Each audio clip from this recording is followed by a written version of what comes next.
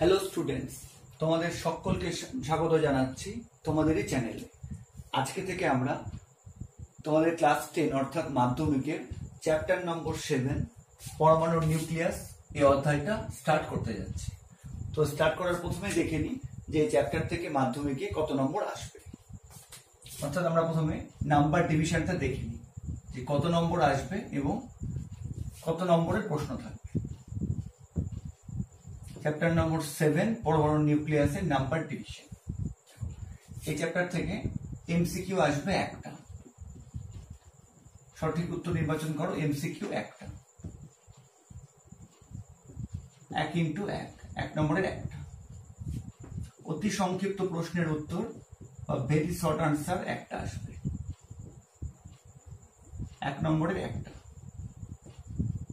এবং long answer বা দীর্ঘ উত্তর ভিত্তিক প্রশ্ন একটা আসবে, এটাতে 3 নম্বর, 3 নম্বরের একটা প্রশ্ন 3। তাহলে এই টোটাল কত পেলাম? এই নম্বর থেকে টোটাল আসবে 5 নম্বর। টোটাল 5 নম্বর তোমাদের মাধ্যমিক পরীক্ষায় থাকবে এই অধ্যায় থেকে।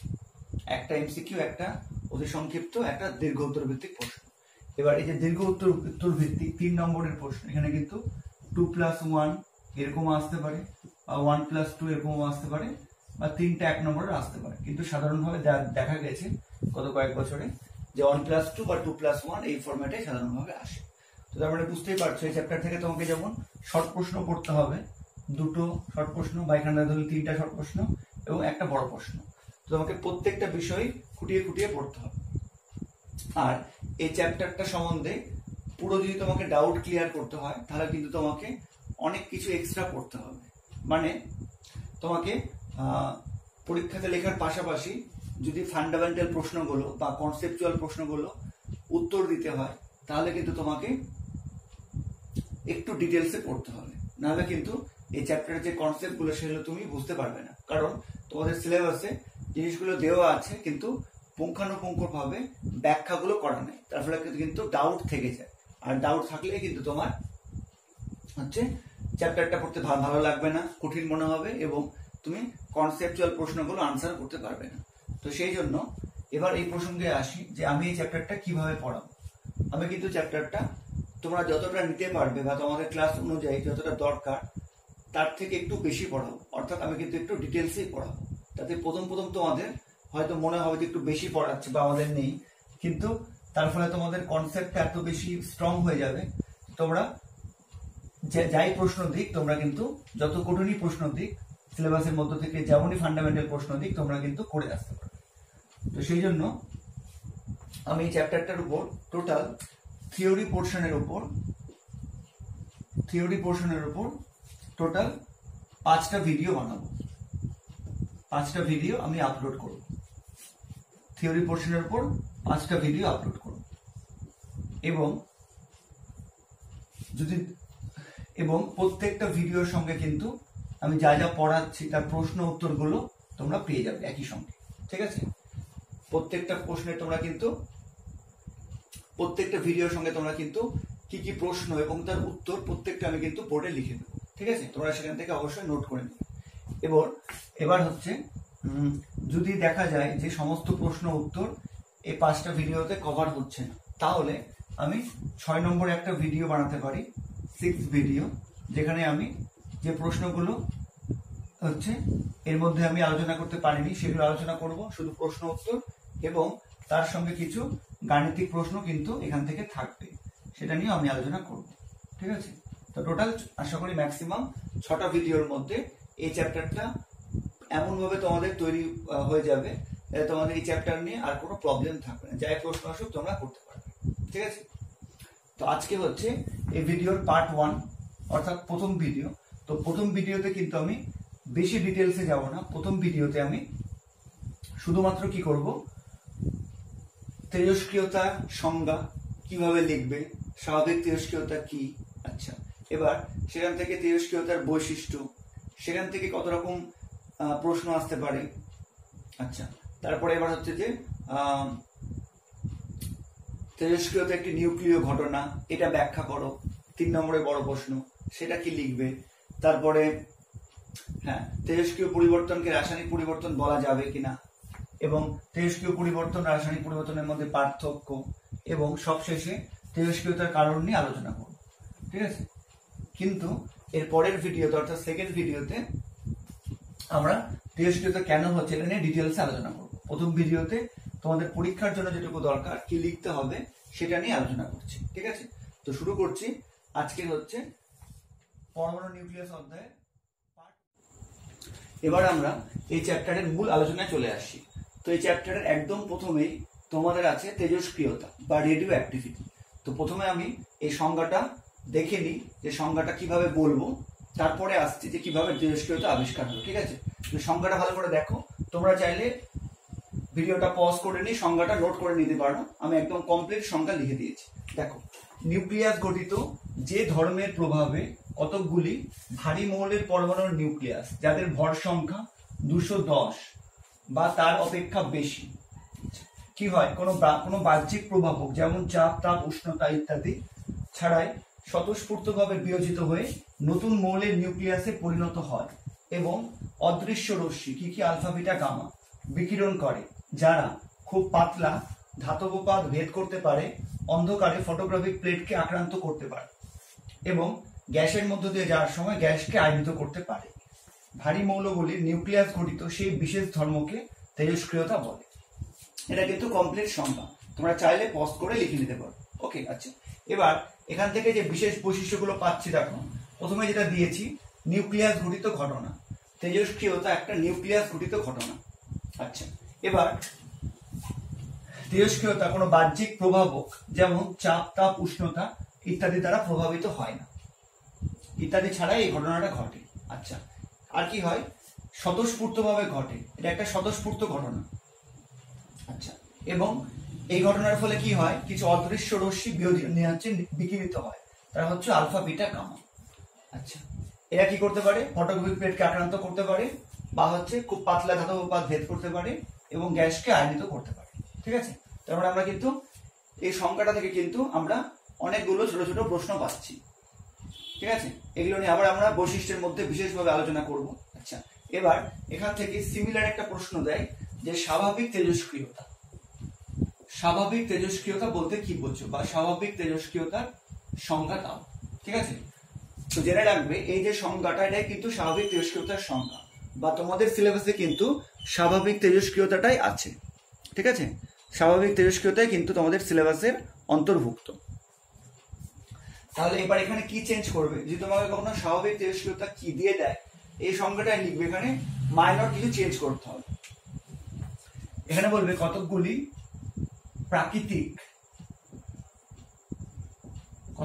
প্রাকৃতিক ভারী মৌল, এই প্রাকৃতিক কথাটা যোগ করবে, আর হচ্ছে এখানে কতগুলো উদাহরণ দিয়ে দেবে, যেমন হচ্ছে ইউরেনিয়াম, রেডিয়াম, থোরিয়াম, পোলোনিয়াম ইত্যাদি কতগুলো নাম দিয়ে দেবে। ঠিক আছে, আর লাস্টেও কিন্তু এটা লিখবে যে ভারী প্রাকৃতিক মৌলগুলির বা স্বাভাবিক মৌলগুলির, ভারী প্রাকৃতিক বা স্বাভাবিক মৌলগুলির নিউক্লিয়াস ঘটিত এই বিশেষ ধর্মকে বলা হয় তেজস্ক্রিয়তা। তাহলে কিন্তু সংজ্ঞাটা হয়ে যাবে। ঠিক আছে, মানে চেঞ্জ কি করতে হবে, স্বাভাবিক তেজস্ক্রিয়তা বললে শুধু ভারী মৌল না লিখে কতগুলি প্রাকৃতিক বা স্বাভাবিক ভারী মৌল কথাটা লিখবে, এখানে কতগুলো প্রাকৃতিক মৌলের উদাহরণ দিয়ে দেবে তেজস্ক্রিয় মৌলের, আর লাস্টেও প্রাকৃতিক বা স্বাভাবিক কথাটা লিখবে। ঠিক আছে, তাহলে তোমার সংজ্ঞাটা কমপ্লিট হয়ে যাবে।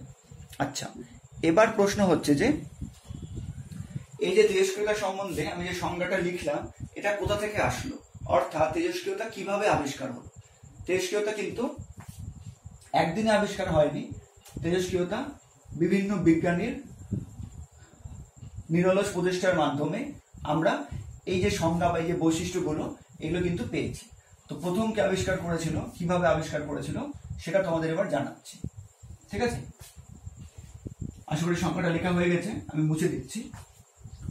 তারপরে আমরা তেজস্ক্রিয়তার আবিষ্কার সম্বন্ধে জানবো, তেজস্ক্রিয়তা কে আবিষ্কার করলো, কিভাবে আবিষ্কার হলো, সেটা আস্তে আস্তে কিভাবে ডেভেলপ হলো, তারপরে কিভাবে আমরা এই ধর্মগুলো বা বৈশিষ্ট্যগুলো জানতে পারলাম, এবং তারপরে আমরা কি করব, তেজস্ক্রিয়তার বৈশিষ্ট্য যদি আসে তাহলে তোমরা কি লিখবে সেটা জানাবো। ওকে, তারপরে তেজস্ক্রিয়তার কারণ সম্বন্ধে পড়বো। এবার প্রথমে হেডিং করছি তেজস্ক্রিয়তার আবিষ্কার, ডিসকভারি অফ রেডিও অ্যাক্টিভিটি।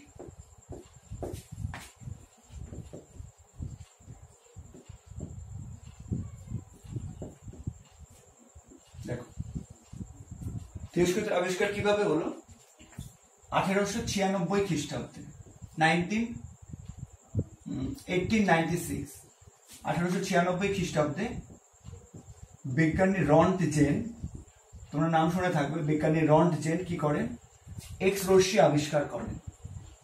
বিজ্ঞানী রন্টজেন এক্স রশ্মি আবিষ্কার করেন। আচ্ছা, এই আবিষ্কারের কয়েক মাস পরেই, ঠিক আছে, এই আবিষ্কারের কয়েক মাস পরেই কি হয়? বিজ্ঞানী হেনরি বেকারেল এর এক্স রশ্মি আবিষ্কারের কয়েক মাস পরে বিজ্ঞানী হেনরি বেকারেল কি করছিলেন? এই এক্স রশ্মি এবং প্রতিপ্রভ পদার্থ এদের মধ্যে কি সম্পর্ক আছে তা নিয়ে পরীক্ষা নিরীক্ষা করছিলেন। তিনি কিন্তু আদৌ জানতেন না যে তখন যে তেজস্ক্রিয়তা কি বা তেজস্ক্রিয়তা সম্বন্ধে কিন্তু তিনি পরীক্ষা নিরীক্ষা করছিলেন না। তিনি পরীক্ষা করছিলেন এক্স রশ্মি এবং প্রতিপ্রভ পদার্থ সম্বন্ধে। এদের মধ্যে কি সম্পর্ক আছে, এক্স রশ্মি এবং প্রতিপ্রভ পদার্থের মধ্যে কি সম্পর্ক আছে সে নিয়ে বিজ্ঞানী হেনরি বেকারেল হচ্ছে রিসার্চ করছিলেন বা পরীক্ষা নিরীক্ষা করছিলেন। তো প্রতিপ্রভ পদার্থ কি? প্রতিপ্রভ পদার্থ তোমরা দেখে থাকবে যে যেমন হচ্ছে, হ্যাঁ তোমরা হচ্ছে দেখেছো তার মধ্যে যে কিছু স্টিকার আছে যেগুলো দেখবে অন্ধকারে কিন্তু লাইট আলো বিকিরণ করে, তোমরা দেখে থাকবে। তো সেগুলো কিন্তু প্রতিপ্রভ পদার্থের তৈরি, ঠিক আছে। প্রতিপ্রভ পদার্থ মানে হচ্ছে যারা কিছু এনার্জিকে শোষণ করে নেয় এবং অন্ধকারে সেই এনার্জিকে হচ্ছে আলোক শক্তি রূপে হচ্ছে বিকিরিত করে, তাদের হচ্ছে প্রতিপ্রভ পদার্থ। তো তখন হচ্ছে বিজ্ঞানী হেনরি বেকারেল এক্স রশ্মি এবং প্রতিপ্রভ পদার্থ এদের মধ্যে কি সম্পর্ক আছে সেই নিয়ে পরীক্ষা নিরীক্ষা করছিলেন। তো তিনি পরীক্ষার জন্য এক বিশেষ ধরনের লবণ নিয়ে এই পরীক্ষাটা করছিলেন। লবণটার নাম হচ্ছে potassium uranyl sulphate. Potassium uranyl sulphate, potassium uranyl sulphate, বা এটাকে আরেকটা নামেও বলা হয় ইউরেনিয়াম পটাশিয়াম সালফেট, ঠিক আছে। ইউরেনিয়াম পটাশিয়াম সালফেট দুটো কিন্তু একই নাম, কনফিউজ হওয়ার দরকার নেই, তোমরা প্রথমটাই লিখবে,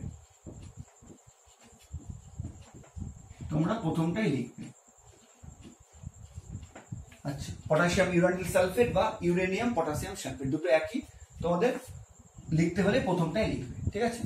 আচ্ছা, এর সংকেত কি? সংকেতটা লিখে দিচ্ছি, K2UO2 SO4 ভোল্টওয়াইজ, ঠিক আছে।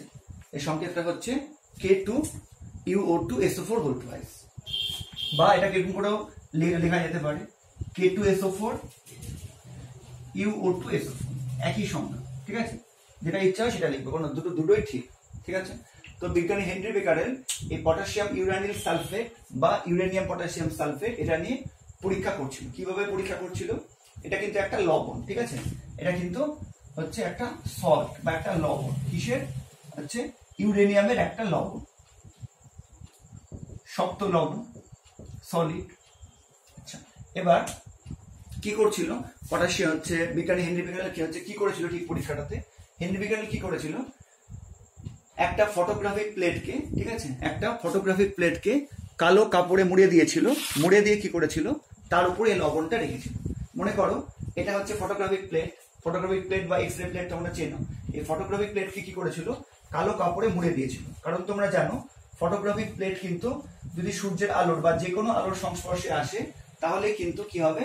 তার গায়ে কিন্তু স্পট সৃষ্টি হবে, অর্থাৎ সেটা আমরা পরে ব্যবহার করতে পারবো না, ঠিক আছে। তো সেই জন্য ফটোগ্রাফিক প্লেটকে সবসময় কি করা হয়? হচ্ছে কালো কাপড়ে বা কালো কাগজে মুড়ে রাখা হয়। তো বিজ্ঞানী হেনরি বেকারেল তাই করেছিল যে পটাশিয়াম ইউরানিল সালফেট হচ্ছে একটা ফটোগ্রাফিক প্লেটকে কালো কাগজে বা কালো কাপড়ে মুড়ে দিয়েছিল। দিয়ে তারপর কি করেছিল? এটা ধরো এই লবণটা পটাশিয়াম ইউরানিল সালফেট, কঠিন লবণ, ধরো এটা হচ্ছে এই লবণটা। এবার এইভাবে এটাকে কি করেছিল? সূর্যের আলোতে রেখে দিয়েছিল, ঠিক আছে। তো এবার সূর্যের আলোতে রেখে দিত এবং কয়েক ঘন্টা পরে দেখতো যে কি চেঞ্জ হচ্ছে। তখন দেখতো যে ফটোগ্রাফিক প্লেটটা একদম পরিষ্কার ছিল, সেটা সূর্যের আলোতে রাখার ফলে কি হয়েছিল হচ্ছে আক্রান্ত হয়েছিল, মানে এই ফটোগ্রাফিক প্লেটের গায়ে কি হয়েছিল কালো কালো স্পট সৃষ্টি হয়েছিল। তো সেখান থেকে বিজ্ঞানী বেকারেল ধারণা করেছিলেন যে নিশ্চয়ই সূর্যের আলোর মধ্যে যে শক্তি আছে বা এনার্জি আছে বা ফোটন কণার যে এনার্জি আছে, সেই এনার্জির প্রভাবে হয়তো এই লবণটা থেকে কোনো রশ্মি বেরিয়েছে এবং তার ফলে ফটোগ্রাফিক প্লেটটা আক্রান্ত হয়েছে। ঠিক আছে, এবার এই পরীক্ষা চলাকালীন দু একদিন এই পরীক্ষা চলার পরই কি হয়েছিল, হঠাৎ করে হচ্ছে মেঘলা কয়েকদিন ধরে টানা বৃষ্টি শুরু হয়েছে। তো স্বভাবতই হচ্ছে বিজ্ঞানী বেকারেল এই হচ্ছে ফটোগ্রাফিক প্লেটটাকে, মানে নতুন ফটোগ্রাফিক প্লেটকে হচ্ছে কালো কাপড়ে মুড়িয়ে তারপর এই লবণটাকে রেখে দিয়ে অ্যাজ ইউজুয়াল কি করেছিল ড্রয়ারের মধ্যে রেখে দিয়েছে। কারণ খুব বিরক্ত হয়ে বিজ্ঞানী বেকারেল এইভাবে রাগ করে বিরক্ত হয়ে ফটোগ্রাফিক প্লেটকে কালো কাপড়ে মুড়িয়ে তারপর এই পটাশিয়াম ইউরেনিয়াম সালফেট লবণটাকে হচ্ছে রেখে ড্রয়ারের মধ্যে অন্ধকারে রেখে দিয়েছিল। তো এবার যখন 3-4 দিন পরে যখন আবার বৃষ্টি থেমে রোদ উঠলো, তখন তিনি আবার হচ্ছে সেই পরীক্ষাটা কন্টিনিউ করতে যাবেন, অর্থাৎ সূর্য আলোতে রাখতে যাবেন। তো তখন তিনি যেমনি হচ্ছে দেখলেন সূর্য আলোতে রাখতে যাবেন, সেই মুহূর্তে তিনি দেখলেন যে দেখি যে ফটোগ্রাফিক প্লেটটা ঠিকঠাক আছে কিনা। ঠিক আছে, তো তিনি যখনই ফটোগ্রাফিক প্লেটটা হচ্ছে বের করে দেখলেন, তখন তিনি চমকে উঠলেন। তিনি দেখলেন যে ফটোগ্রাফিক প্লেটটা আক্রান্ত হয়েছে, অর্থাৎ ফটোগ্রাফিক প্লেটের গায়ে কি হচ্ছে স্পট সৃষ্টি হয়েছে। এবার তিনি কিন্তু খুব ভালো করে জানতেন যে কোনো রশ্মি দ্বারা যদি আক্রান্ত না হয়, অর্থাৎ যদি ফটোগ্রাফিক প্লেটের মধ্যে কোনো রশ্মি প্রবেশ না করে, তাহলে কিন্তু ফটোগ্রাফিক প্লেটটা গায়ে কোনো স্পট সৃষ্টি হবে না। তো সেখান থেকে তিনি সিদ্ধান্ত করলেন যে তার মানে নিশ্চয়ই, যেহেতু তিনি অন্ধকারে বা ড্রয়ারের মধ্যে ওটাকে হচ্ছে ঢুকিয়ে রেখেছিলেন পটাশিয়াম ইউরেনিয়াম সালফেটটাকে বা হচ্ছে ফটোগ্রাফিক প্লেটটাকে তিনি ড্রয়ারের মধ্যে ঢুকিয়ে রেখেছিলেন। তো সেখান থেকে তিনি সিদ্ধান্ত করলেন তার মানে নিশ্চয়ই এই যে হচ্ছে আকরিকটা, সেই আকরিকের মধ্যে নিশ্চয়ই হচ্ছে কিছু এমন কিছু আছে যেখান থেকে অদৃশ্য রশ্মি বেরিয়েছে। তো তারপর তিনি কি করলেন, এই যে লবণটা এটা নিয়ে তিনি হচ্ছে পর্যবেক্ষণ করলেন, তিনি বিভিন্ন আরো এক্সপেরিমেন্ট করলেন, যে তিনি বুঝলেন যে লবণটা হচ্ছে কিসের, এই লবণটা হচ্ছে ইউরেনিয়ামের। ঠিক আছে, এই লবণটা হচ্ছে ইউরেনিয়ামের এবং ইউরেনিয়াম হচ্ছে একটা ভারী মৌল। তখন ইউরেনিয়াম সব থেকে ভারী মৌল ছিল, আবিষ্কৃত সব থেকে ভারী প্রাকৃতিক মৌল ছিল ইউরেনিয়াম। তো তিনি সেখান থেকে তার মানে হচ্ছে সিদ্ধান্ত করলেন যে নিশ্চয়ই ইউরেনিয়াম অর্থাৎ 92-235 স্বাভাবিক ইউরেনিয়াম, তার মধ্যে নিশ্চয়ই এমন কোন শক্তি আছে যেখান থেকে কি হয়েছে, যার ফলে এই হচ্ছে এই লবণটা থেকে একটা রশ্মি বেরিয়েছে এবং তার ফলে ফটোগ্রাফিক প্লেটটা আক্রান্ত হয়েছে। তখন হচ্ছে তিনি এই রশ্মিটার নাম কি দিলেন, তিনি এই রশ্মিটার নাম দিলেন বেকারেল রশ্মি। তার নিজের নামে রশ্মিটার নাম দিলেন বেকারেল রশ্মি, বা পরবর্তীকালে এটাকে ইউরানিক রশ্মিও বলা হয়। যেহেতু এই ইউরানিয়াম সালফেট থেকে এটা পাওয়া গেছিল, এটাকে ইউরানিক রশ্মিও বলা হয়।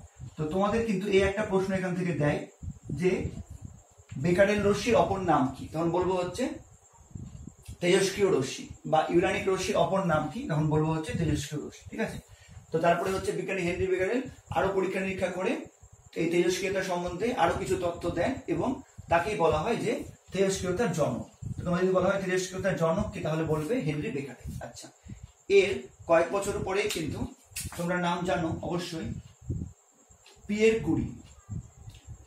কুরি এবং হচ্ছে মাদাম কুরি তেজস্ক্রিয়তা সম্বন্ধে আরো নতুন তেজস্ক্রিয় মৌল আবিষ্কার করে এবং তেজস্ক্রিয়তা সম্বন্ধে আমাদের যে আরো হচ্ছে জিজ্ঞাসা ছিল সেগুলো অনেকটাকেই হচ্ছে ফুলফিল করে, মাদাম কুরি এবং পিয়ের কুরি। তো তেজস্ক্রিয়তার জনক কিন্তু অবশ্যই, মানে ঘটনাটা প্রথম লক্ষ্য করেছিলেন হচ্ছে হেনরি বেকারেল আকস্মিকভাবে অন্য একটা পরীক্ষা করতে গিয়ে তেজস্ক্রিয়তা সম্বন্ধে তিনি হচ্ছে জানতে পেরেছিলেন বা হচ্ছে আবিষ্কার করেছিলেন, কিন্তু তেজস্ক্রিয়তা সম্বন্ধে আরো বিশেষ তথ্য দেন কিন্তু মাদাম কুরি এবং পিয়ের কুরি। তাই এদের অবদানকেও কিন্তু কোনোভাবে অস্বীকার করা যায় না, বরঞ্চ তেজস্ক্রিয়তা সম্বন্ধে আরো বেশি তথ্য দেন কিন্তু মাদাম কুরি এবং পিয়ের কুরি। তো এই প্রসঙ্গে এটুকু জেনে রাখো যে মাদাম কুরি হচ্ছে দুটো মৌল আবিষ্কার করেন, দুটো তেজস্ক্রিয় মৌল আবিষ্কার করেন, রেডিয়াম এবং হচ্ছে পোলোনিয়াম, এবং এই জন্য কিন্তু তিনি দুবার নোবেল প্রাইজ পেয়েছিলেন কিন্তু। যাই হোক, তো এই দুটো নাম তোমরা অবশ্যই জেনে রাখবে যে মাদাম কুরি আবিষ্কার করেন রেডিয়াম এবং পোলোনিয়াম নামক তেজস্ক্রিয় মৌল, এবং পিয়ের কুরি আবিষ্কার করেন থোরিয়াম নামক তেজস্ক্রিয় মৌল। আমরা পরে যখন রূপান্তরগুলো দেখবো তখন আমরা দেখবো অবশ্যই। থোরিয়ামের চিহ্ন হচ্ছে TH, রেডিয়াম তোমরা জানো capital R small a radium, polonium P capital P small o। ঠিক আছে, তো এই হচ্ছে তেজস্ক্রিয়তার আবিষ্কারের সংক্ষিপ্ত ইতিহাস। এখানে আরো অনেক বিষয় ছিল, কিন্তু তোমাদের এর থেকে বেশি আর দরকার নেই, এইটুকু মোটামুটি একটা গল্পের মতো মনে রাখবে। ঠিক আছে, এখান থেকে কি কি মনে রাখবে? এই নামটা, পটাশিয়াম ইউরানিল সালফেট, সংকেতটা, আচ্ছা ইউরানিক রশ্মি বা বেকারেল রশ্মি কি, তেজস্ক্রিয় রশ্মি, এই তেজস্ক্রিয়তা বা রেডিও অ্যাক্টিভিটি এই নামটা কিন্তু দিয়েছিল মাদাম কুরি। তো তেজস্ক্রিয় রশ্মি এই নামটাকেও কিন্তু মাদাম কুরিরই দেওয়া। ঠিক আছে, বা তেজস্ক্রিয়তা বা রেডিও অ্যাক্টিভিটি এই নামটাও কিন্তু মাদাম কুরিরই দেওয়া। তো তোমাদের যে প্রশ্নটা বললাম যে বেকারেল রশ্মি বা ইউরানিক রশ্মির অপর নাম কি, তখন বলবে তেজস্ক্রিয় রশ্মি। ঠিক আছে, আগে যে বেকারেল রশ্মি বা ইউরানিক রশ্মি এসেছিল, পরে কিন্তু এই তেজস্ক্রিয় রশ্মি নামটা মাদাম কুরি দেওয়ার ফলে আমরা এখন এটাকে তেজস্ক্রিয় রশ্মি বা রেডিও অ্যাক্টিভ রে হিসাবে জানি। ঠিক আছে, তো এবার তোমরা আশা করি মোটামুটি বুঝতে পেরেছো যে কিভাবে আবিষ্কার হলো। তো এই যে হচ্ছে হেনরি বেকারেল বা মাদাম কুরি এবং পিয়ের কুরি যে বিভিন্ন পর্যবেক্ষণ এবং তাদের সিদ্ধান্তগুলো, সেখান থেকে কিন্তু এবং পরবর্তীকাল আরো বিভিন্ন বিজ্ঞানীর গবেষণার ফলে কিন্তু আজকে আমরা তেজস্ক্রিয়তা সম্বন্ধে হচ্ছে প্রায় সম্পূর্ণটাই জানতে পেরেছি। ঠিক আছে, তো যে সংজ্ঞাটা আমি লিখেছিলাম সেটা কিন্তু এই সমস্ত বিজ্ঞানীদের বিভিন্ন পর্যবেক্ষণ এবং সিদ্ধান্তেরই ফসল। ঠিক আছে, তো যেহেতু তোমরা সংজ্ঞাটা লিখে নিয়েছো, এবার আমরা হচ্ছে তেজস্ক্রিয়তার সংজ্ঞা থেকে সংজ্ঞাটা বিশ্লেষণ করেই আমরা কিন্তু বিভিন্ন বৈশিষ্ট্যগুলো একে একে পাবো। ঠিক আছে, তেজস্ক্রিয়তার বৈশিষ্ট্য। ঠিক আছে, তো এবার হচ্ছে আমরা তেজস্ক্রিয়তার বৈশিষ্ট্যগুলো একে একে দেখে নিব। এবার তেজস্ক্রিয়তার বৈশিষ্ট্যগুলো আমরা একে একে আলোচনা করছি। তো তোমরা এই পুরো লেখাটার একটা স্ক্রিনশট নিয়ে নাও। ঠিক আছে, পুরো লেখাটার একটা স্ক্রিনশট তোমরা তুলে রাখো। দেখো, তো তেজস্ক্রিয়তার বৈশিষ্ট্যগুলো কি কি বলতে পারি। দেখো, তেজস্ক্রিয়তা একটি নিউক্লিয় বা কেন্দ্রক জনিত ঘটনা। এর সঙ্গে নিউক্লিয়াসের বাইরের কক্ষের ইলেকট্রন মহলের কোনো সম্পর্ক নেই। অর্থাৎ তেজস্ক্রিয়তা কিন্তু একটা নিউক্লিয়াস জনিত ঘটনা, নিউক্লিয়াসের পরিবর্তনের ফলে কিন্তু তেজস্ক্রিয়তা ঘটে।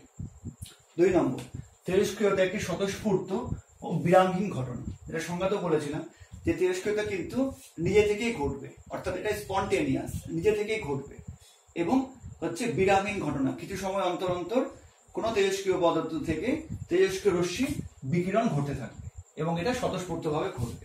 3 নম্বর, খুব ইম্পর্টেন্ট পয়েন্ট, কোনো বাহ্যিক প্রভাবক যেমন চাপ, তাপ, উষ্ণতা, চৌম্বক ক্ষেত্র, তড়িৎ ক্ষেত্র ইত্যাদি দ্বারা তেজস্ক্রিয়তা প্রভাবিত হয় না। খুব ইম্পর্টেন্ট পয়েন্ট। অর্থাৎ যদি ধরো তোমার কাছে কোনো তেজস্ক্রিয় পদার্থ আছে, যেমন ধরো ইউরেনিয়াম আছে, তুমি চাইলে যে আমি ইউরেনিয়ামকে প্রচন্ড উত্তপ্ত করব, একে হচ্ছে আমি পুড়িয়ে দেব, একে আমি কোনো চৌম্বক ক্ষেত্রে রাখবো, একে কোনো তড়িৎ ক্ষেত্রে রাখবো, তাহলেও কিন্তু এর হচ্ছে তেজস্ক্রিয়তা প্রভাবিত হবে না।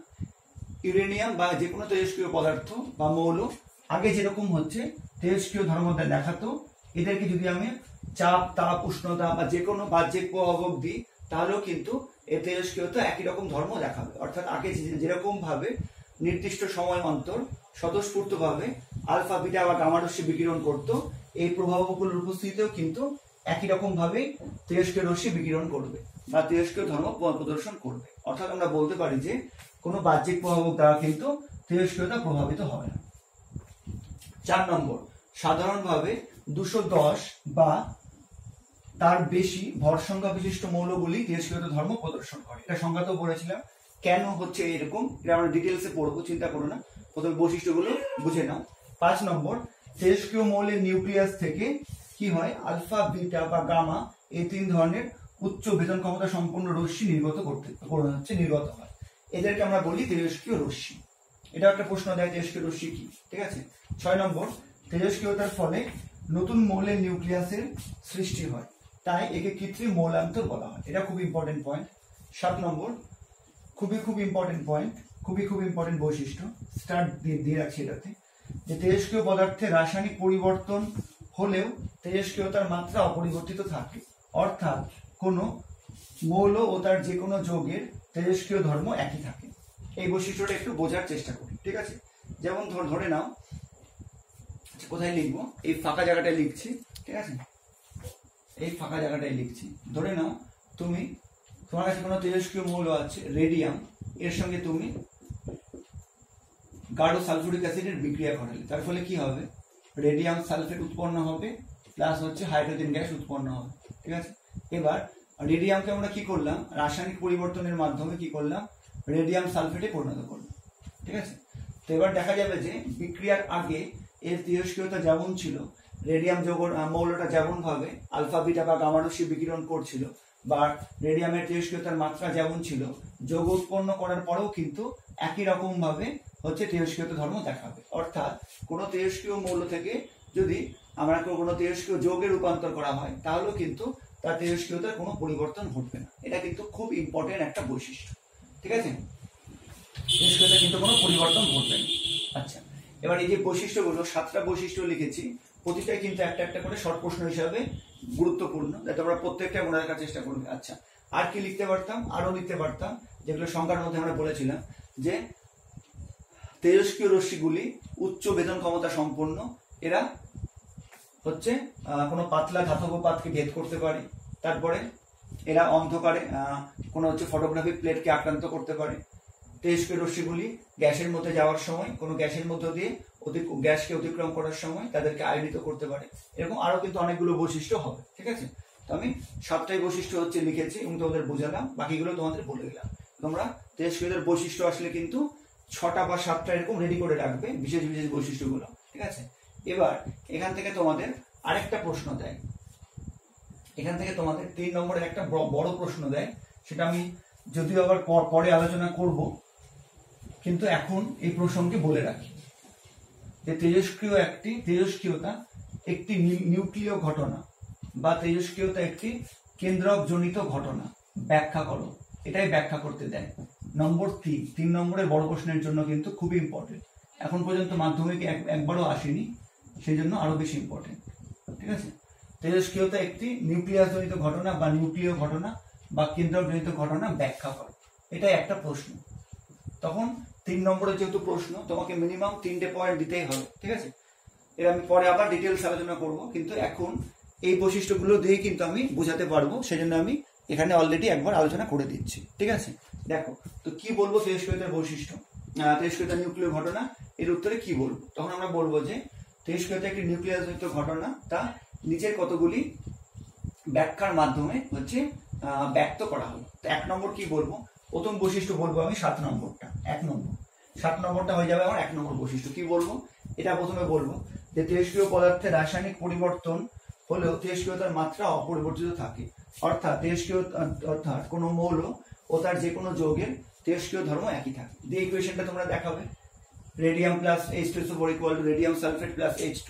এবার কি বলবে যে হচ্ছে নির্দিষ্ট পরিমাণ রেডিয়ামকে যদি রেডিয়াম সালফেট যৌগে রূপান্তর করা হয়, তাহলে রেডিয়াম ও রেডিয়াম সালফেটের তেজস্ক্রিয়তার মাত্রা এবং পরিমাণ একই থাকে। ঠিক আছে, এবার তোমার ব্যাখ্যাটা কি হবে, যে আমরা দেখলাম যে রাসায়নিক পরিবর্তন ঘটার ফলেও হচ্ছে তেজস্ক্রিয়তার মাত্রা একই আছে। তো তার মানে তেজস্ক্রিয়তা যদি কোনো নিউক্লিয় ঘটনা না হতো বা যদি কোনো রাসায়নিক ঘটনা হতো, তাহলে কিন্তু রাসায়নিক পরিবর্তনের ফলে তেজস্ক্রিয়তার মাত্রা বা পরিমাণ একই থাকতে পারতো না। তার মানে এখান থেকে আমরা বুঝতে পারছি যে তেজস্ক্রিয়তা কিন্তু হচ্ছে পরমাণু নিউক্লিয়াসের কোনো ঘটনা নেই। কারণ যদি পরমাণুর নিউক্লিয়াসের কোনো ঘটনা হতো বা নিউক্লিয়াসের বাইরের কোনো ঘটনা হতো, তাহলে কিন্তু যৌগ উৎপন্ন করার ফলে রেডিয়ামের তেজস্ক্রিয়তার পরিমাণটা একই থাকতে পারতো না। এটা আমাদের একটা পয়েন্ট। আচ্ছা, 2 নম্বর পয়েন্ট কি বলবে, যে হচ্ছে যে তেজস্ক্রিয় মৌলের নিউক্লিয়াস থেকে আলফা বিটা ও গামা এই 3 ধরনের রশ্মি নির্গত হয়। আচ্ছা, এবার বলবে যে এই রশ্মিগুলি উচ্চ ভেদন ক্ষমতা সম্পন্ন, এগুলো আমরা পরে আলোচনা করব। এই রশ্মিগুলি উচ্চ ভেদন ক্ষমতা সম্পন্ন এবং এদের মধ্যে আলফার ভর কিন্তু একটা প্রোটনের ভরের 4 গুণ। তো যদি হচ্ছে তেজস্ক্রিয়তা নিউক্লিয়াসের ধর্ম না হতো, তাহলে এত ভারী কোনো কণা কিন্তু হচ্ছে নিউক্লিয়াস থেকে বেরোতো না। তার কারণ আমরা জানি যে ইলেকট্রনের ভর কিন্তু খুবই নগণ্য। তো ইলেকট্রন থেকে কিন্তু এত ভারী কোনো কণা নির্গত হওয়া বা বিকিরিত হওয়া সম্ভব নয়। তার মানে এই আলফা কণার মতো কোনো ভারী কণা একমাত্র নিউক্লিয়াস থেকেই বা নিউক্লিয়াসের মতো কোনো ভারী অংশ থেকে বেরোতে পারে। ঠিক আছে, এটা একটা বৈশিষ্ট্য বলবে। 3 নম্বর আরেকটা ব্যাখ্যা করবে, যে হচ্ছে তেজস্ক্রিয়তার ফলে নতুন মৌলের নিউক্লিয়াসের সৃষ্টি হয়। এটা কি ব্যাখ্যা করবে যে আমরা জানি যে যদি কোনো রাসায়নিক বিক্রিয়ার ফলে নতুন কোনো মৌলের সৃষ্টি হয় না, তাই না? রাসায়নিক বিক্রিয়ার ফলে কিন্তু নতুন কোনো মৌলের সৃষ্টি হতে পারে না। তো যদি তেজস্ক্রিয়তা কোনো রাসায়নিক পরিবর্তন হতো, বা তো রাসায়নিক পরিবর্তনে কি অংশগ্রহণ করে? ইলেকট্রন। তো যদি তেজস্ক্রিয়তা কোনো রাসায়নিক পরিবর্তন হতো, অর্থাৎ কোনো ইলেকট্রন জনিত ঘটনা হতো, তাহলে কিন্তু নতুন কোনো মৌল সৃষ্টি হতো না। কিন্তু যেহেতু তেজস্ক্রিয়তার ফলে নতুন কোনো মৌল সৃষ্টি হচ্ছে, সেজন্য আমরা বলতে পারি এটা একমাত্র নিউক্লিয়াসের পরিবর্তনের ফলেই হওয়া সম্ভব। ঠিক আছে। আর 4 নম্বর একটা বৈশিষ্ট্য কি বলবো, এটা এখানে লিখিনি, এটা আমি বলে দিচ্ছি, তোমরা লিখে নিতে পারো, যে তেজস্ক্রিয়তার ফলে যে বিপুল পরিমাণ শক্তি নির্গত হয় তা কেবলমাত্র নিউক্লিয়াসের থেকেই নির্গত হতে পারে। ঠিক আছে। আর একটা পয়েন্ট কি বলবে, যে তেজস্ক্রিয় পদার্থগুলি থেকে তেজস্ক্রিয়তার ফলে যে বিপুল পরিমাণ শক্তি নির্গত হয় তা কেবলমাত্র নিউক্লিয়াসের মতো কোনো ভারী অংশ থেকেই নির্গত হতে পারে। তো সেই জন্য এই ব্যাখ্যাগুলি দ্বারা প্রমাণিত হয় যে তেজস্ক্রিয়তা একটি নিউক্লিয় ঘটনা। ঠিক আছে। এই 4টা পয়েন্ট তোমরা রেডি করবে, কারণ 3 নম্বরে দিলে তোমাকে ম্যাক্সিমাম 3টে লিখতেই হবে, তো তোমরা 4টা লিখবে। ঠিক আছে, যাতে তোমরা ফুল মার্কস পাও, 1 নম্বরের জন্য কাটতে না পারে। তো আমি গ্রুপে পরে উত্তরটা লিখে পাঠিয়ে দিব। ঠিক আছে। তো তোমরা কি কি পয়েন্টগুলো লিখতে হবে আবার বলছি। একটা 7 নম্বরটা বলবে, প্রথম পয়েন্ট ইকুয়েশন সহ ব্যাখ্যা করবে। 2 নম্বর বলবে তেজস্ক্রিয় মৌলের নিউক্লিয়াস থেকে আলফা বিটা গামা রশ্মি নির্গত হয়। এবার এদের মধ্যে আলফা কণাটার ভর একটা হাইড্রোজেন পরমাণুর ভরের 4 গুণ, সাধারণ হাইড্রোজেন পরমাণুর ভরের 4 গুণ। তো এত ভারী কোনো কণা একমাত্র নিউক্লিয়াস থেকে নির্গত হতে পারে, কারণ নিউক্লিয়াসের বাইরের কক্ষের ইলেকট্রনগুলোর ভর খুবই নগণ্য। এটা 3 নম্বর কি বলবে, যে তেজস্ক্রিয়তার ফলে যে নতুন মৌলের নিউক্লিয়াসের সৃষ্টি হচ্ছে, তো যদি তেজস্ক্রিয়তা কোনো রাসায়নিক পরিবর্তন হতো বা কোনো রাসায়নিক বিক্রিয়া হতো, তাহলে ইলেকট্রন অংশগ্রহণ করতো, তাহলে কিন্তু কোনো নতুন মৌল সৃষ্টি হতে পারতো না, কারণ আমরা জানি যে রাসায়নিক পরিবর্তনে কিন্তু কোনো নতুন মৌল সৃষ্টি হতে পারে না। ঠিক আছে। আর 4 নম্বর কি বলবে, যে তেজস্ক্রিয় পদার্থ থেকে তেজস্ক্রিয়তার ফলে যে বিপুল পরিমাণ শক্তি নির্গত হচ্ছে তা একমাত্র নিউক্লিয়াসের মতো কোনো ভারী অংশ থেকে নির্গত হওয়া সম্ভব। ঠিক আছে। তাহলে তোমার ব্যাখ্যাটা কমপ্লিট হবে। ওকে। তখন এখান থেকে শর্ট প্রশ্নের জন্য প্রত্যেকটা পয়েন্ট ইম্পর্টেন্ট, এবং একটা খুব ইম্পর্টেন্ট বড় প্রশ্ন, তেজস্ক্রিয়তা একটি নিউক্লিয়াস জনিত ঘটনা বা কেন্দ্রক জনিত ঘটনা ব্যাখ্যা করো, এটাও কিন্তু আমরা এই পয়েন্টগুলো থেকে বলতে পারবো। ঠিক আছে, আশা করি বুঝতে পেরেছো।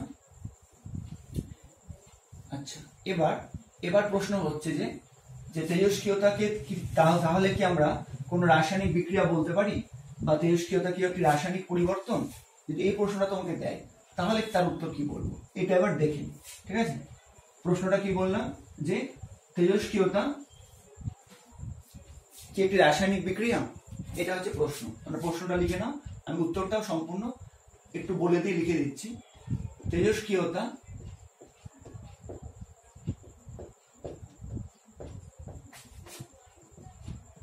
কি একটি রাসায়নিক পরিবর্তন, বা তেজস্ক্রিয়তা কি একটি রাসায়নিক বিক্রিয়া, যদি এরকম প্রশ্ন দেয় এবং বলে যে ব্যাখ্যা করো, ঠিক আছে, তাহলে কি বলবে? প্রত্যেকটা প্রশ্নই আমি সমস্ত প্রশ্নই আমি কিন্তু পড়ানোর সঙ্গে সঙ্গে আলোচনা করে দেব। ঠিক আছে। তেজস্ক্রিয়তা কি একটি রাসায়নিক পরিবর্তন, বা তেজস্ক্রিয়তা কি একটি রাসায়নিক বিক্রিয়া, ব্যাখ্যা করো। পরিবর্তন বা বিক্রিয়া যেটা একই রকম উত্তর হবে। তো তাহলে তার ব্যাখ্যা কি হবে? দেখো, আমরা এখানে আলোচনাতে জানলাম যে তেজস্ক্রিয়তা কিন্তু সম্পূর্ণ একটা নিউক্লিয়াস জনিত ঘটনা। ঠিক আছে।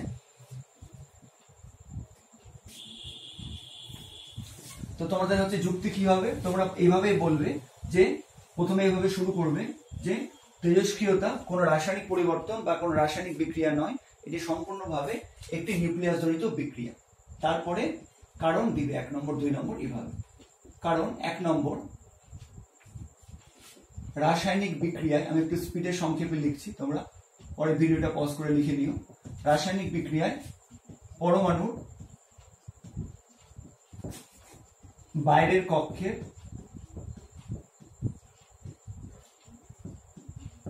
ইলেকট্রনকে আমি সংক্ষেপে লিখছি, তোমরা কিন্তু লেখার সময় পূর্ণ বাক্যে ইলেকট্রন হিসেবে লিখবে, অংশগ্রহণ করে।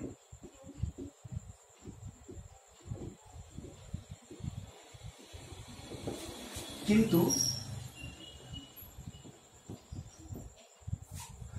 তেজস্ক্রিয়তায় কিন্তু তেজস্ক্রিয়তায় হচ্ছে নিউক্লিয়াসের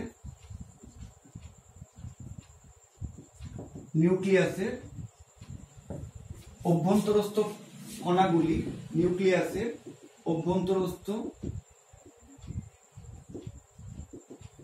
কণাগুলি অর্থাৎ প্রোটনকে আমি সংক্ষেপে পি লিখলাম ও নিউট্রনকে সংক্ষেপে এন লিখলাম, প্রোটন ও নিউট্রন কণাগুলি অংশগ্রহণ করে। এটা হবে তোমার প্রথম যুক্তি।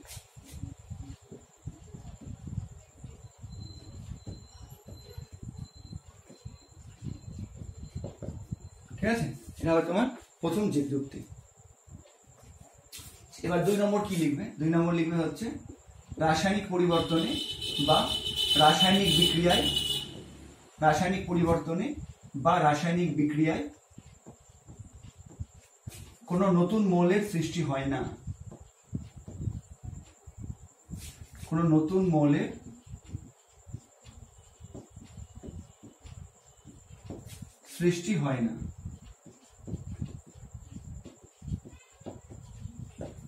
আর এখানে কি বলবে? কিন্তু তেজস্ক্রিয় পরিবর্তনে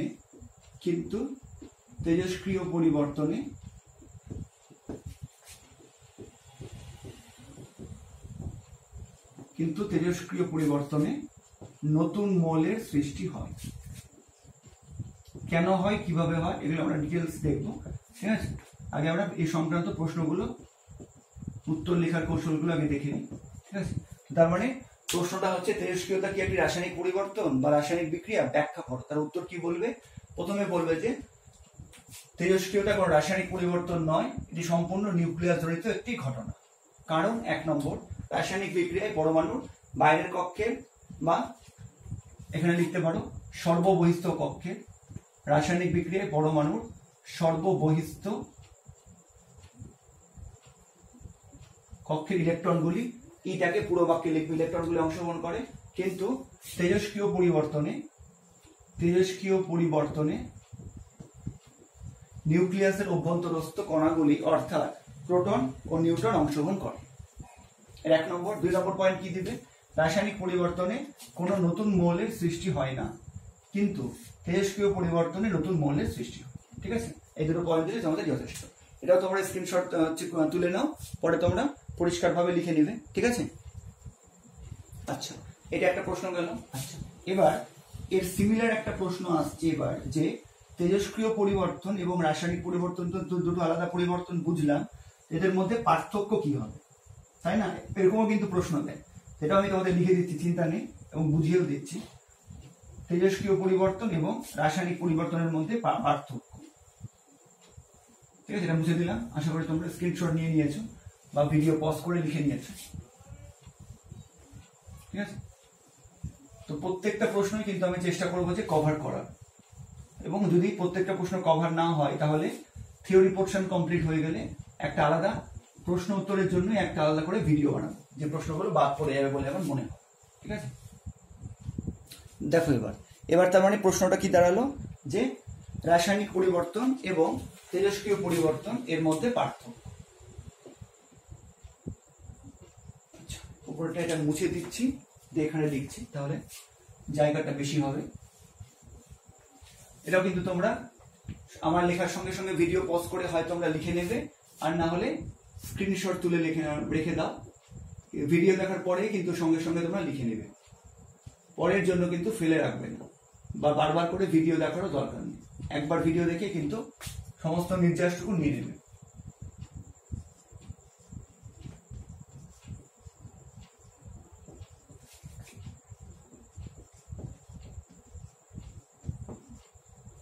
ঠিক আছে, আচ্ছা, আমরা আগে দেখে নিই যে বোর্ডের সম্পূর্ণটা আসছে কিনা।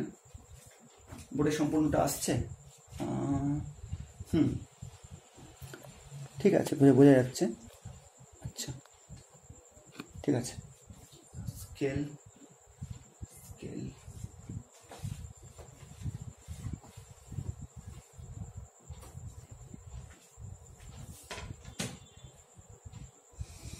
তো পার্থক্য দিলে মূলত 3টা পয়েন্ট আলোচনা করলেই হয়ে যাবে, কারণ মাধ্যমিকে 3 নম্বরের জন্য ম্যাক্সিমাম তোমাকে 3টে পয়েন্টই লিখতে হবে, কিন্তু তাও আমি আরো বেশি তো পয়েন্ট তোমাদের বলে দিচ্ছি যাতে তোমরা শর্ট প্রশ্নের জন্য তোমরা রেডি হতে পারো।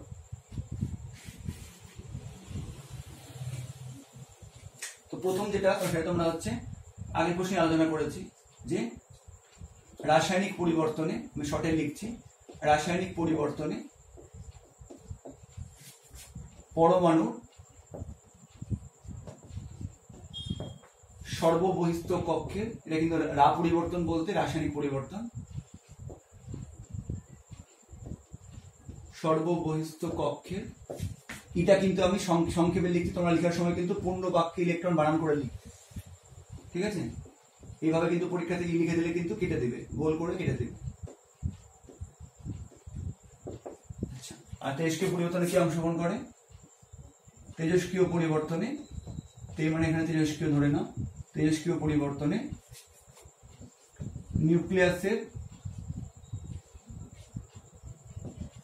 নিউক্লিয়াসের অভ্যন্তরস্থ কণাগুলি, নিউক্লিয়াসের অভ্যন্তরস্থ কণাগুলি অর্থাৎ নিউট্রন ও প্রোটন অংশগ্রহণ করে। এনওপি কিন্তু নিউট্রন ও প্রোটন, এটাও কিন্তু পূর্ণ বাক্যে লিখবে, ঠিক আছে? আমার মতো কিন্তু এনওপি করে লিখলে পরীক্ষাতে গোল করে কেটে দেবে, ঠিক আছে? এটা একটা বৈশিষ্ট্য হলো। 2 নম্বর যেটা হচ্ছে একটু আগে লিখলাম যে হচ্ছে রাসায়নিক পরিবর্তনে কি হয়, কোনো নতুন মৌলের সৃষ্টি হয় না। রাসায়নিক পরিবর্তনে কিন্তু কি হয়, সেটা বুঝিয়েও দিচ্ছি, কোনো নতুন মৌলের সৃষ্টি হয় না, কিন্তু তেজস্ক্রিয় পরিবর্তনে কি হয়, নতুন মৌলের সৃষ্টি হয়, ঠিক আছে? আমি খুব শর্টে শর্টে পয়েন্টগুলো লিখে দিচ্ছি, তোমরা শুনে শুনে এখনই লিখে নাও। আচ্ছা, এটা কি বোঝাতে চাইছি আমি, রাসায়নিক পরিবর্তনে নতুন মৌলের সৃষ্টি হয় না, এটা দিয়ে কি বোঝাতে চাইছি? যেমন ধরো হচ্ছে হ্যাঁ, যেমন ধরো তোমরা পড়েছো যে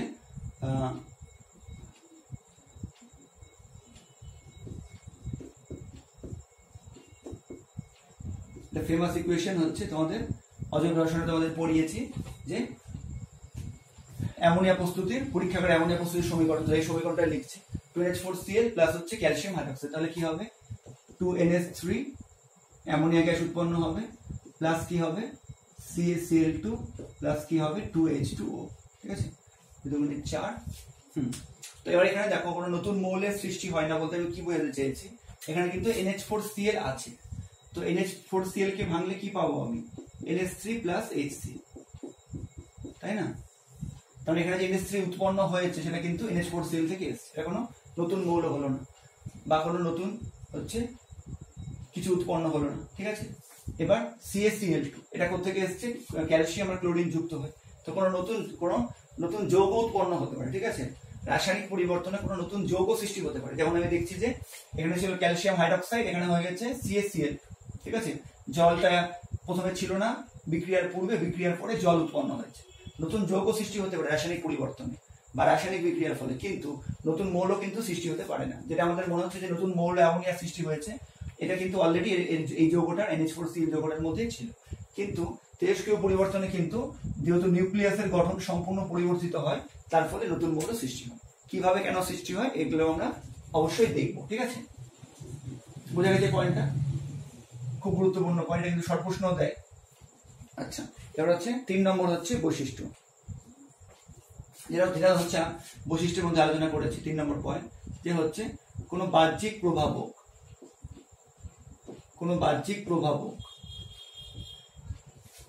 যেমন কোনো বাহ্যিক প্রভাবক যেমন চাপ,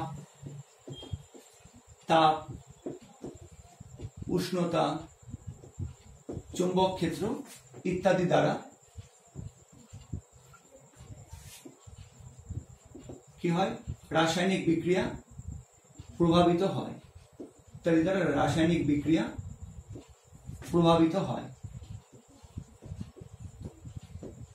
ঠিক আছে? একটু তাড়াতাড়ি লিখা না, লেখা বাজে হয়ে যাচ্ছে, এটা সম্পূর্ণটা লিখবে। কোনো বাহ্যিক প্রভাবক যেমন চাপ, তাপ, উষ্ণতা, তারপরে হচ্ছে অনুঘটক, হচ্ছে চৌম্বক ক্ষেত্র, তড়িৎ ক্ষেত্র ইত্যাদি দ্বারা রাসায়নিক বিক্রিয়া প্রভাবিত হয়। আর তেজস্ক্রিয় পরিবর্তন কিন্তু এই বাহ্যিক প্রভাব দ্বারা প্রভাবিত হয় না, ঠিক আছে? শর্টে লিখে দিলাম, তোমরা হচ্ছে পুরোটা লিখে নেবে।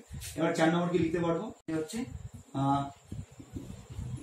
রাসায়নিক পরিবর্তন সর্বদাই, রাসায়নিক পরিবর্তন বা রাসায়নিক বিক্রিয়া যাই দিবে প্রশ্নে সেটাই লিখবে। রাসায়নিক পরিবর্তন একমুখী বা উভমুখী হতে পারে।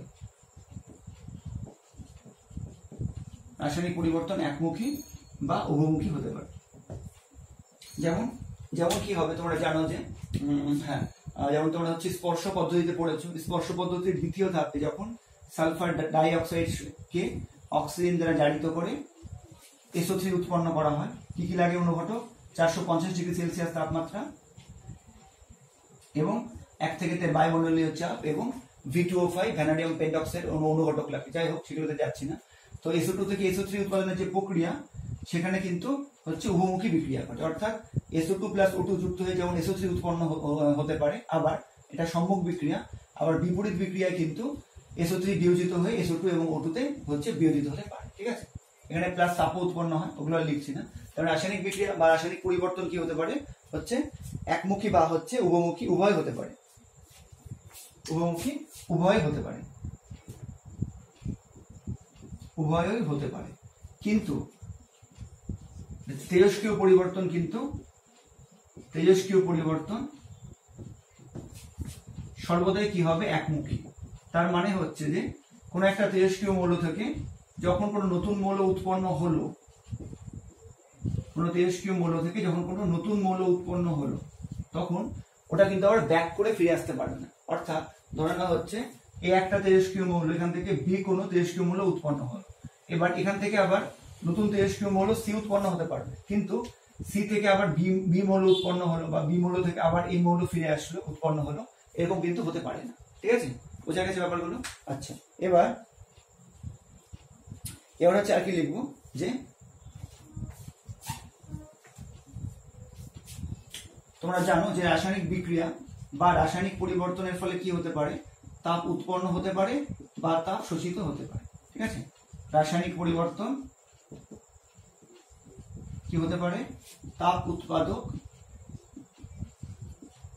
রাসায়নিক পরিবর্তন তাপ উৎপাদক বা তাপ শোষক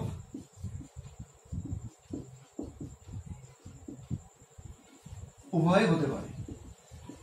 অর্থাৎ বা এরকম করে লিখতে পারো, রাসায়নিক পরিবর্তনে বা রাসায়নিক বিক্রিয়ায় তাপ উৎপন্ন হতে পারে, আবার তাপ শোষিত হতে পারে। তাপ উৎপন্ন বা তাপ শোষিত দুই হতে পারে। বা এটাকে আরো ভালো করে ভাষাতে লিখছি, রাসায়নিক পরিবর্তন, এটাকে একটু সহজ করে লিখি, রাসায়নিক পরিবর্তন তাপমোচী, হ্যাঁ তাপ উৎপাদককে ভালো কথায় তাপমোচী বলা হয়, তো ওটা লিখছি, রাসায়নিক পরিবর্তন তাপমোচী বা তাপগ্রাহী। তাপগ্রাহী মানে হচ্ছে তাপ শোষক, তাপমোচী মানে হচ্ছে তাপ উৎপাদক। রাসায়নিক পরিবর্তন তাপমোচী বা তাপগ্রাহী যে কোনোটি হতে পারে বা উভয় হতে পারে, একসঙ্গে সাধারণত উভয় হয় না, যে কোনোটি হতে পারে। আর এইদিকে কি লিখবো, যে তেজস্ক্রিয় পরিবর্তন কিন্তু কি হবে, সর্বদাই তাপমোচী। তেজস্ক্রিয় পরিবর্তন সর্বদাই তাপমোচী বা তাপ উৎপাদক, অর্থাৎ তেজস্ক্রিয় পরিবর্তন ঘটলে সর্বদাই কিন্তু তাপ উৎপন্ন হবে, এটা সর্বদাই তাপমোচী বা তাপ উৎপাদক। তাপমোচী বা তাপমোচী যে কোনোটি হতে পারে বা দুই হতে পারে। যাই হোক, এটা ভাষাটা একটু ভালো করে গুছিয়ে লিখবে। ঠিক আছে, এই 5টা হলো। আর কি বলতে পারি, যে রাসায়নিক পরিবর্তনে উৎপন্ন শক্তির পরিমাণ অপেক্ষাকৃত কম। ঠিক আছে, রাসায়নিক পরিবর্তনে উৎপন্ন শক্তির পরিমাণ অপেক্ষাকৃত কম, উৎপন্ন শক্তির পরিমাণ অপেক্ষাকৃত কম। আর এখানে কি লিখবো, যে তেজস্ক্রিয় পরিবর্তনে উৎপন্ন শক্তির পরিমাণ অনেক গুণ বেশি বা অনেক বেশি। ঠিক আছে, তাই হচ্ছে তেজস্ক্রিয় পরিবর্তন এবং রাসায়নিক পরিবর্তনের মধ্যে পার্থক্য।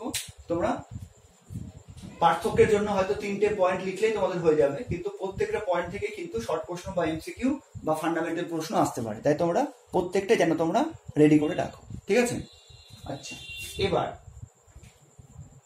এবার আমরা দেখবো যে যেটা নিয়ে তোমাদের মনে প্রশ্ন আছে যে শুধুমাত্র যারা ভারী মৌল তারাই কেন হচ্ছে তেজস্ক্রিয়তা ধর্ম দেখাচ্ছে, যারা হালকা মৌল তার তাদের ক্ষেত্রে কি প্রযোজ্য নয়, বা কোন ধরনের মৌলের ক্ষেত্রে তেজস্ক্রিয় ধর্ম দেখা যাবে, সমস্ত মৌলের ক্ষেত্রে কি দেখা যাবে, বা যদি না দেখা যায় তার কারণ কি, তাই না?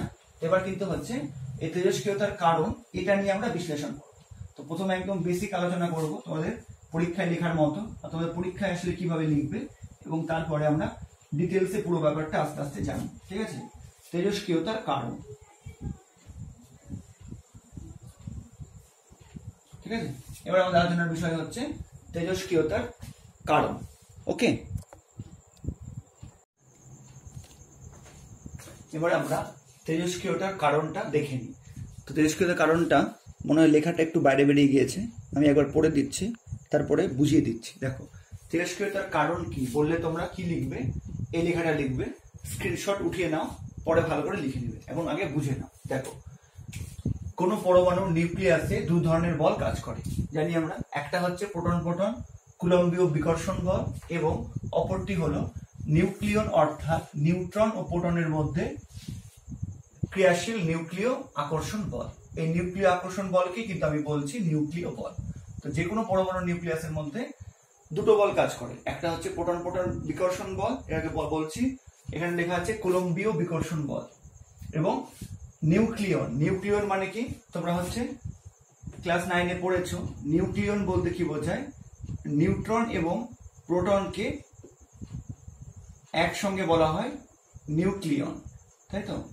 নিউট্রন ও প্রোটনের মোট সংখ্যাকে বলা হয় ভর সংখ্যা, আর নিউট্রন ও প্রোটন এই দুটো কণাকে একসঙ্গে বলা হয় নিউক্লিয়। তো তাই বলা হয়েছে যে প্রোটন প্রোটনের মধ্যে নিউক্লিয়াসের অভ্যন্তরে দুটো বল কাজ করছে, একটা হচ্ছে প্রোটন ও প্রোটনের মধ্যে ক্রিয়াশীল বিকর্ষণ বল, এবং অপরটা হচ্ছে নিউক্লিয় বল, যেটা নিউক্লিয়ন গুলোর মধ্যে অর্থাৎ নিউট্রন ও প্রোটনের মধ্যে কাজ করছে। আচ্ছা, এবার এই সাধারণ হালকা মৌলগুলোর ক্ষেত্রে এই নিউক্লিয় আকর্ষণ বলের মান কি হয়, কুলম্বীয় বিকর্ষণ বলের থেকে বেশি হয়, সেই কারণে নিউক্লিয়াস স্থায়িত্ব লাভ করে। পড়ে নিই, তারপরে বুঝিয়ে দিচ্ছি, চিন্তা করো না। কিন্তু ভারী মৌলগুলির মধ্যে যে সমস্ত মৌলের পরমাণুর নিউক্লিয়াসে নিউট্রন ও প্রোটন সংখ্যার অনুপাতের মান অর্থাৎ n/p এর মান 1.5 এর বেশি হয়, তাদের ক্ষেত্রে কুলম্বীয় বিকর্ষণ বলের মান নিউক্লিয় আকর্ষণ বলের তুলনায় বেশি হয়ে যায়। ফলে নিউক্লিয় বল অর্থাৎ নিউক্লিয় আকর্ষণ বল প্রোটন ও নিউট্রনগুলিকে একত্রে ধরে রাখতে পারে না, এবং এর ফলে ভারী মৌলের ওই সমস্ত নিউক্লিয়াসগুলি অস্থায়ী হয়ে পড়ে, এবং সুস্থিতি লাভের উদ্দেশ্যে তাদের নিউক্লিয়াস থেকে তেজস্ক্রিয় রশ্মি অর্থাৎ আলফা বিটা বা গামা এখানে লেখা আছে নির্গত করে। এর ফলে এই সমস্ত নিউক্লিয়াসের তেজস্ক্রিয়তা ধর্ম দেখা যায়। একদম লাস্টের লাইনটা লেখা আছে, এর ফলে এই সমস্ত নিউক্লিয়াসের তেজস্ক্রিয়তা ধর্ম দেখা যায়। লাস্টের লাইনটা মনে হয় একটু আসছে না, আমি যেন বলে দিলাম। ঠিক আছে, লাস্টের লাইনটা আমি, হ্যাঁ এবার হচ্ছে আশা করি বোঝা যাচ্ছে লাস্টের লাইনটা। ঠিক আছে, দেখো এবার জিনিসটা বোঝার চেষ্টা করুন। ধরে নিলাম এটা কোনো পরমাণু নিউক্লিয়াস, এটা নিউক্লিয়াস, ঠিক আছে। এবার ধরলাম এটা হিলিয়াম পরমাণুর নিউক্লিয়াস, আমার বোঝাতে সুবিধা হবে। হিলিয়াম পরমাণুর মধ্যে কি থাকে, হিলিয়াম পরমাণুর সংকেত কি 2 4, তো দুটো প্রোটন দুটো নিউট্রন। আচ্ছা, এবার এই প্রোটন প্রোটন এর মধ্যে কি বল কাজ করবে, প্রোটন দুটো প্রোটনের মধ্যে কি বল কাজ করবে, নিউক্লিয় বিকর্ষণ বল কাজ করবে। তার ফলে প্রোটন দুটো কি হবে, বিকর্ষণ বলের দরুন বাইরে বেরিয়ে যেতে চাইবে। কিন্তু আমরা জানি নিউক্লিয়াসের মধ্যে আরেকটা বল কাজ করে, নিউক্লিয় বল, যেটাকে আমি এখানে লিখেছি নিউক্লিয় আকর্ষণ বল হিসাবে। এবার এই নিউক্লিয় আকর্ষণ বল বা নিউক্লিয় বল কিন্তু আধানের উপর নির্ভর করে না, তাই না? নিউক্লিয় বলকে কিন্তু আমরা আকর্ষণ বল হিসেবে ধরে নিই। তো এখানে এই জন্য এখানে আমি নিউক্লিয় আকর্ষণ বল বলতে নিউক্লিয় বলকে বুঝিয়েছি। তো আকর্ষণ বলটা কার কার উপর কাজ করবে দেখে নিই। এই নিউক্লিয় আকর্ষণ বলে কি হবে, প্রোটন নিউট্রনকে আকর্ষণ করবে, নিউট্রন প্রোটনকে আকর্ষণ করবে, আরেকটা প্রোটন আরেকটা নিউট্রনকে আকর্ষণ করবে, বা একটা নিউট্রন প্রোটনকে আবিষ্কার করবে। আচ্ছা, এবার কোনাকুনি প্রোটন নিউট্রনকে বা নিউট্রন প্রোটনকে আবিষ্কার করবে, আর একটা কোনাকুনি প্রোটন নিউট্রনকে বা নিউট্রন প্রোটনকে আকর্ষণ করবে। তার মানে যে সমস্ত হালকা মৌল, সে সমস্ত মৌলের ক্ষেত্রে কি দেখা যাচ্ছে, এই প্রোটন প্রোটন যে বিকর্ষণ বল, প্রোটন প্রোটন যে বিকর্ষণ বল, এর থেকে কি হচ্ছে, নিউক্লিয় বলটা বেশি হচ্ছে, বা আরো ভালো করে বললে নিউক্লিয় বল এবং এই বিকর্ষণ বলটা কি হচ্ছে, সমান হচ্ছে। তার ফলে প্রোটনগুলো কিন্তু বাইরে বেরিয়ে যেতে পারছে না। কোনো নিউক্লিয়াস তখনই স্থায়ী হবে যদি এই প্রোটন প্রোটন বিকর্ষণ বল এবং এই নিউক্লিয় বলটা সমান হয়। কোনো একটা বলের মান যখনই বেশি হয়ে যাবে, অর্থাৎ যখনই প্রোটন প্রোটন বিকর্ষণ বলটা বেশি হয়ে যাবে, তখন কি হবে, নিউক্লিয়াসটা অস্থায়ী হয়ে যাবে বা দুস্থিত হয়ে যাবে। আবার যখন নিউক্লিয় বলটা বেশি হয়ে যাবে বিকর্ষণ বলের থেকে, তখনও কিন্তু নিউক্লিয়াসটা সংকুচিত হবে, তখনও কিন্তু অস্থায়ী হয়ে যাবে। ঠিক আছে, তো হচ্ছে যে যেগুলো হালকা মৌল তাদের ক্ষেত্রে কি দেখা যায় যে প্রোটন প্রোটন বিকর্ষণ বল এবং নিউক্লিয় বলটা প্রায় সমান হয়, বা বলতে পারি যে নিউক্লিয় বলের মানটা একটু বেশি হয়। তার ফলে প্রোটন প্রোটন বিকর্ষণ বলের প্রভাবে নিউক্লিয়াসটা ভাঙতে পারে না বা নিউক্লিয়াসটা স্থায়িত্ব লাভ করে। ঠিক আছে, আচ্ছা, কিন্তু ভারী মৌলগুলোর ক্ষেত্রে কি হচ্ছে, ভারী মৌলগুলোর মধ্যে বা ভারী নিউক্লিয়াসগুলোর মধ্যে যাদের ক্ষেত্রে দেখা যাবে যে নিউট্রন ও প্রোটনের অনুপাতটা 1.5 এর বেশি হচ্ছে, তো তাহলে কি পাবো, neutron is greater than 1.5 into proton, অর্থাৎ নিউটনের সংখ্যাটা প্রোটনের থেকে বেশি হয়ে যাচ্ছে। তখন কি হবে ভাবো, ধরলাম এটা নিউক্লিয়াস, এর মধ্যে যতগুলো প্রোটন আছে, ধরলাম 4টা প্রোটন আছে, তার থেকে বেশি নিউট্রন হয়ে গেছে। তো তার ফলে কি হবে, নিউট্রন বেশি হয়ে গেছে, তার ফলে তখন কি দেখা যাবে, এই নিউক্লিয়াসের মধ্যে প্রোটন প্রোটন বিকর্ষণ বলটা কি দেখা যাবে, প্রোটন প্রোটন বিকর্ষণ বলের থেকে কোন বলটা বেশি হয়ে যাবে, হচ্ছে নিউক্লিয় বলটা হচ্ছে বেশি হয়ে যাবে। ঠিক আছে, তখন কি হবে, এই প্রোটন প্রোটন বিকর্ষণ বলের থেকে কি হবে, নিউক্লিয় বলটা বেশি হয়ে যাবে, কারণ নিউক্লিয় বলটা যে কোনো প্রোটন যে কোনো নিউট্রনের মধ্যে কাজ করে। এবার তখন নিউক্লিয়াসটা কিন্তু সংকুচিত হয়ে যাবে। এবার নিউক্লিয়াসটা সংকুচিত হলে কি হবে, সেটাও কিন্তু আর হচ্ছে স্থায়িত্ব বজায় থাকতে পারবে না বা স্থায়ী হতে পারবে না। তখন সেটাও কিন্তু হচ্ছে স্থায়িত্ব লাভের জন্য কি করবে, আলফা বিটা বা গামা রশ্মি নির্গমন করবে। ঠিক আছে, আবার বলছি, যেগুলো সাধারণ হালকা মৌল তাদের ক্ষেত্রে কি হয়, প্রোটন প্রোটন বিকর্ষণ বলটা নিউক্লিয় বলের থেকে কম হয় বা প্রায় সমান হয়, মানে দুটো ফোর্স একে অন্যকে ব্যালেন্স করে রাখে, এই জন্য নিউক্লিয়াসটা স্থায়ী হয়। কিন্তু যে সমস্ত ভারী মৌলের নিউক্লিয়াসের ক্ষেত্রে নিউট্রন প্রোটনের অনুপাতটা 1.5 বা তার বেশি হয়, তো নর্মালি এই মানটা হচ্ছে 1.52, এটা আমি এখানে 1.5 বলেছি, যাই হোক, নিউট্রন প্রোটনের অনুপাতটা যদি 1.52 এর বেশি হয়, সে সমস্ত নিউক্লিয়াসের ক্ষেত্রে দেখা যায় যে কোনো একটা বলের মান বেশি হয়ে যায়। ঠিক আছে, তো কোনটা বেশি হতে পারে, প্রোটন প্রোটন বিকর্ষণ বলটা বেশি হলে কি হবে, নিউক্লিয়াসটা হচ্ছে আর হচ্ছে প্রোটনগুলো বাইরে বেরিয়ে যাবে বিকর্ষণ বলের প্রভাবে, নিউক্লিয়াসটা কি হয়ে যাবে, অস্থায়ী হয়ে যাবে। আবার যদি উল্টোটা ঘটে, অর্থাৎ যদি নিউক্লিয় বলটা বেশি হয়ে যায়, তখন কি হবে, নিউক্লিয় বলটা কি করবে, ভিতরের দিকে টানবে, আকর্ষণ করবে, তার ফলে নিউক্লিয়াসটা কি হবে, চুপসে যাবে বা নিউক্লিয়াসটা ছোট হয়ে যাবে, তখনও কিন্তু নিউক্লিয়াসটা হচ্ছে অস্থায়ী হয়ে যাবে। এবার নিউক্লিয়াস যখনই অস্থায়ী হবে, তখন নিউক্লিয়াসটা কি করবে, এই প্রোটন বা হচ্ছে নিউট্রন সংখ্যাকে এমন ভাবে কমাতে চাইবে বা এমন মাত্রায় কমাতে চাইবে যাতে তারা হচ্ছে এই দুটো ফোর্স যেন ব্যালেন্স হয়। তখন তারা কি করবে, নিউট্রন প্রোটনকে কিভাবে কমাবে, আলফা বিটা বা গামা রশ্মি নির্গমনের মাধ্যমে হচ্ছে এই নিউট্রন প্রোটনের সংখ্যাকে কমিয়ে আবার হচ্ছে সুস্থিত অবস্থায় ফিরে আসার চেষ্টা করবে।